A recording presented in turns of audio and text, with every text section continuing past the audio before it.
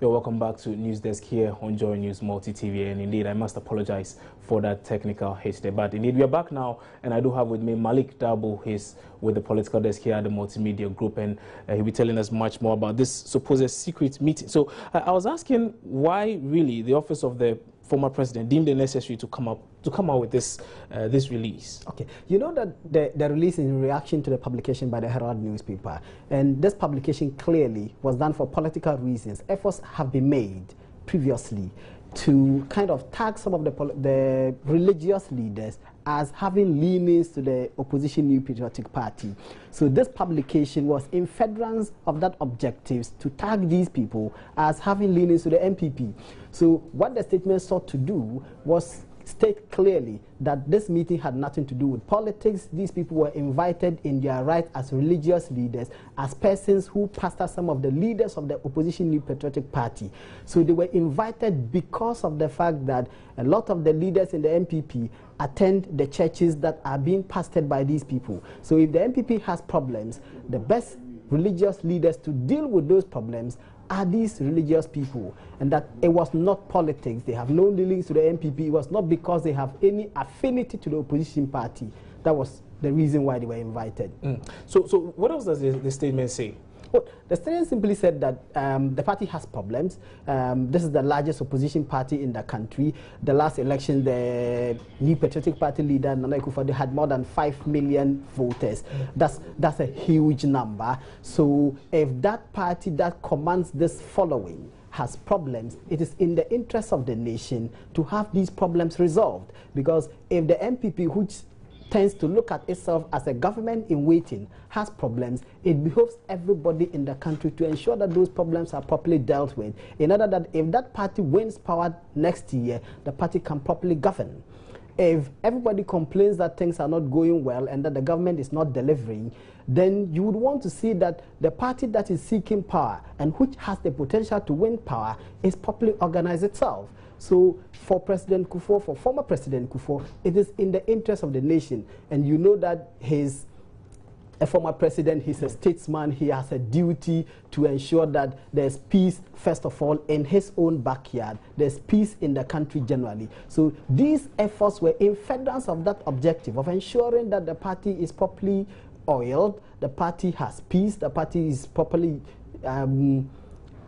organized in order that it can prosecute a campaign that will win elections next year. Okay, Malika, I'll let you hold here. Now I can go into the phone lines now and speak to okay, I'm going to speak to the spokesperson of the former president in the person of Mr. Frank Jacob, who joins us live now over the telephone. Mr. Jacob, good morning. Thanks for joining us. Good morning. Thanks for having me. Okay, so indeed, what many would want to know is the reason for this statement of yours. What really did you sort to achieve with this release? Well, the reason behind the statement is because about 2 weeks ago, President Kufour held a meeting with party elders and some other prominent personalities in the country. And the subsequent reportage on the meeting did portray some impressions that were not at the meeting. One, that it was a secretive meeting, and President Kufour wanted to make it clear that he didn't hold a secretive meeting, and that the meeting that he held really is part of what he does usually when there is a problem in the party. He tries to bring people together to try to reconcile matters. So what he did was part of what he's been doing all along. So to him, there was something secretive about it. Secondly, it came out to say that setbacks were raised and some people spoke harshly to some people, and President Kufour wanted to say that that never happened. What indeed happened was a free and frank expression of opinion, because that was the only way we could, the bottom of the matters that were at stake, so that we can have a sober reflection as the way forward. So it wasn't as if there was any antagonism there, and he wanted to clear the air on that. So, Mr. Jacob, why these leaders in the first place, these specific persons?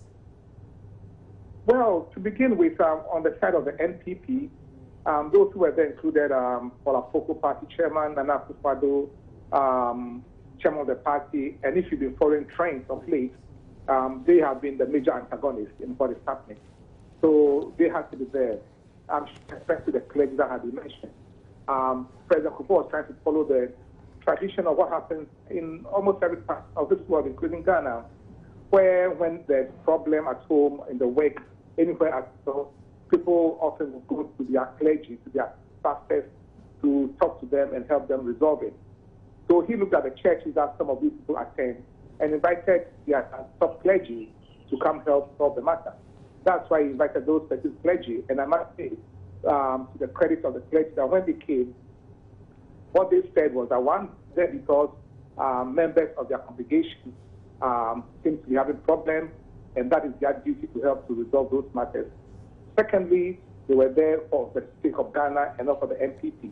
And they did state that even though it looked like a gathering, if ever anybody demanded their services in any such circumstances, would go, and they're not doing because of their partisan affiliation. So that was well stated, and everybody accepted why they were there, that they were not there for partisan politics, they were there for the good of the nation and the welfare of their congregation. So, let me ask, is the former president, for instance, looking at inviting other religious leaders, for instance, say the Archbishop Nicholas Duncan Williamson, possibly the chief imam, to also intervene in this crisis you speak of? Well, if it does become necessary, why not? Why not? He would. Why not? Because if any person in the party attends any of those churches or any of the mosques where they have a problem, and he believes that inviting the bishop or the imam or whoever will help, he will do that. And as I said, these persons were invited specifically because they fellowship in those churches where the pastors came from. So maybe I can ask now what the outcome of this meeting was. Well, I cannot go into specifics of the outcome of the meeting, but I can tell you that some roadmap was given, and we believe they are being followed. So they were able to get a resolution that we did for the party to stay united, focused, and win power as expected by everybody in Ghana next year. So as things stand now, are the lingering issues resolved? Well, not entirely. I mean, these matters are not resolved in a day. We held a meeting just about 2 weeks ago. And as I said, there's a roadmap. There are things that people are following, matters that need to be looked into and then resolved.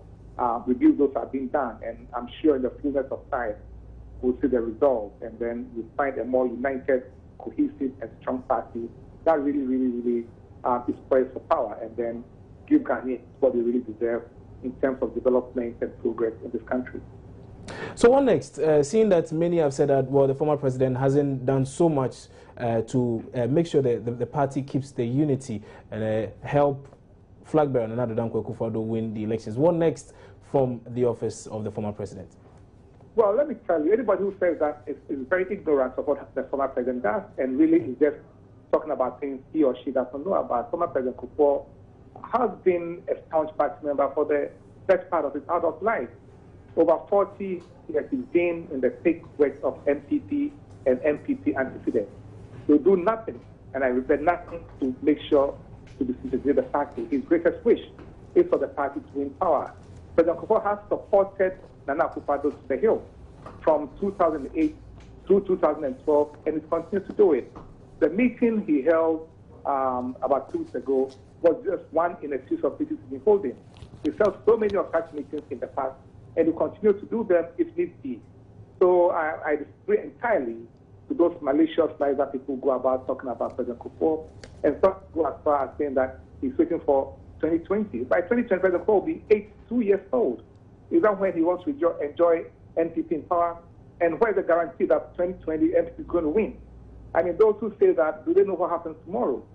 How is anybody sure that NPP is going to win 2020 if you're not able to win 2016? It has been President Kufour's wish that from 2009, NPP would have been in power. It hasn't been so. And he's working towards this. What has happened shows what he has been doing. And as I said, it's something that happens in the South many, many, many occasions. And that, I think, is no secret. And we'll continue to do it if need be. Mr. Ejekum, thank you very much for your time on News Desk this morning. And that was Frank Ejekum, spokesperson for former President John Ejekum Kufour. I still have with me in the studio Malik Dabo. He's with the political desk here at Multimedia Group. So, Malik, well, he's explained a number of things, but how much of an impact is this likely to have on the NPP going into election 2016? Chanjani, you know that the people who were invited, as you listed them, they are very respected people. He's pointed out, and we know that Nanadu, Polafuku, Kwabena Japan, all these people attend these churches. And we also know that a lot of the time when all of us have problems, the people we fall on are our religious leaders. It is the hope that once these things, and the party leadership itself has consistently said that the grassroots of the party is solidly united. What the problem is at the top.